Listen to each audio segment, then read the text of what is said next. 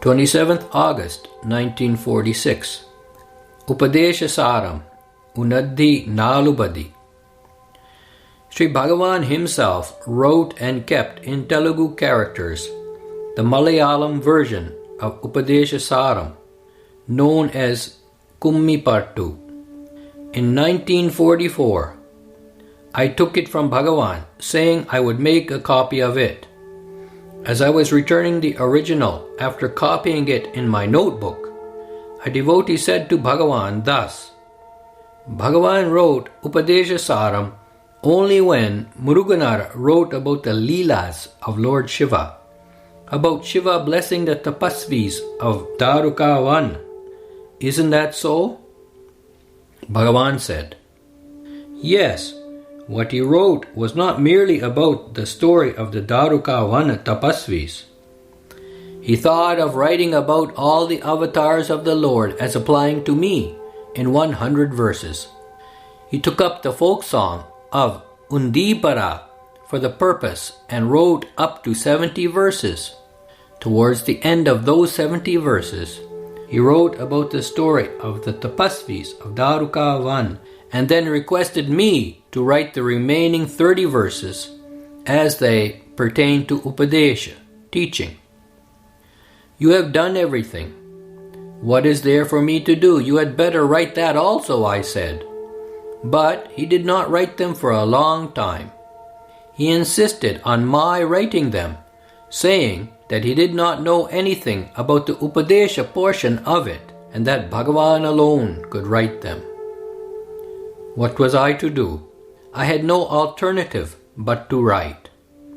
After writing those 30 verses, we called them Upadesha Undiyar. When that was done, Yogi Ramaya said he did not know Tamil and so pressed me to write them in Telugu, and so I wrote them in Dvipada.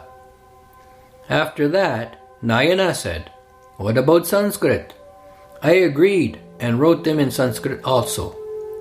After I had written them in those 3 languages, Kunjuswami, Ramakrishna, and others requested me to write them in Malayalam also, and hence I wrote them in Kummipattu style in Malayalam.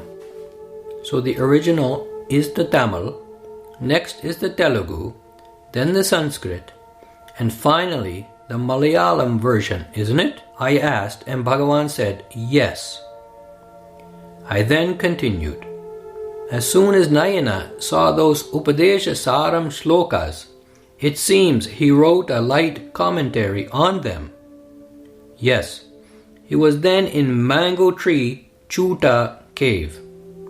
I wrote the shlokas and then sent them to him, telling the people around him, can we write even one shloka like this? He wrote a light commentary on the shlokas on a day when there was an eclipse. They were published in 1928, said Bhagavan. I then asked, how was Unnati Nalubadi written? I had to write that also in Tamil at Muruganar's pressing request. Yogi Ramaya too was there at the time. He requested me to write at least the bhava, purport, in Telugu, and so I wrote it in prose.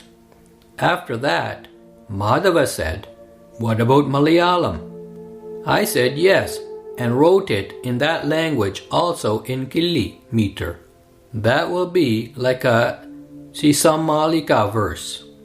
That also I wrote in Telugu script. You may make a copy of it, if you like, said Bhagavan. Why didn't Bhagavan write it in Sanskrit? I asked. Bhagavan said, at that time, Nayana, Lakshmana Sharma, and others were here, so I left it to them. Why should I worry, I thought, and so kept quiet. I asked, did Nayana write the Sanskrit shlokas for Unnati Nalubadi at that time? Bhagavan said, no, at the time of writing the verses, Muruganar and myself were arranging them suitably when Nayana gave us his advice but did not write the shlokas. He went away to Sirsi after that. While he was there, Vishwanathan and Kapali went and stayed with him for some time. Meanwhile, Lakshmana Sharma wrote shlokas for Unaddi Nalubaddi. The same were forwarded to Nayana to return them duly edited. Seeing that, Nayana said he could as well write the shlokas himself rather than correct them, and so returned them as they were. Subsequently, with the help of Vishwanathan and Kapali, he wrote shlokas to conform exactly to the Tamil verses and sent them. The former, however, remained as it was, while Nayana's was published under the title Saddarshanam. Things happen as they should. What can we do? In accordance with the Sanskrit translation, Kapali wrote his commentary in English and in Sanskrit. After that, Vishwanathan translated it into Tamil. How did the Anubandham supplement happen to be written, I asked. I did not write it for any particular reason.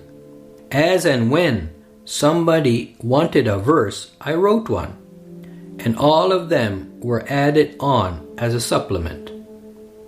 For the first publication, there were only 30 verses. Afterwards, they became 40. Even they were written only in the first instance. Subsequently, I wrote them in Telugu and then in Malayalam. Some of the old shlokas are from those written by great people in olden days, and some by Lakshmana Sharma, who followed the prose written by me, said Bhagavan. Some of the shlokas are written by Bhagavan also, I said. I must have written only 2 or 3, said Bhagavan. Bhagavan must have written some of the Telugu verses also, I said. Yes, there must be some. If you like, look at the manuscript. You will see the details, said Bhagavan.